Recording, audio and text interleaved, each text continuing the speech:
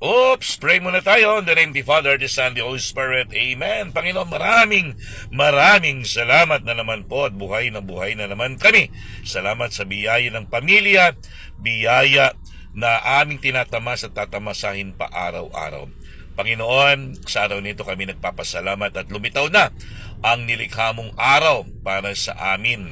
Naway lagi ka naming mapasalamatan at kasi dinidinig mo lahat ng aming mga panalangin at naway may sukli namin ang magandang pamaraan ng pamumuhay namin lalong-lalo na sa paglilingkod sa aming kapwa.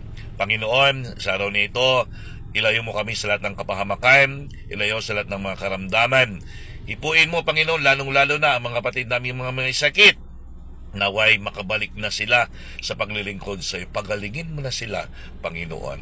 Ngayon ni Panginoon, nihiling namin ng mga kapatid namin, yung kapamilya na nasa ibang bansa, mga OFWs, naway lagi kanilang maramdaman sa kanilang piling upang sa gayon may pagpatuloy nila ang kanilang pagtatrabaho sa kabila ng mga lungkot at sitwasyong kanilang dinadanas. Panginoon, kami lubos na nagpapasalamat dahil walang mga naano sa amin sa mga bagyo, sa kuna na dumaan sa aming Panginoon.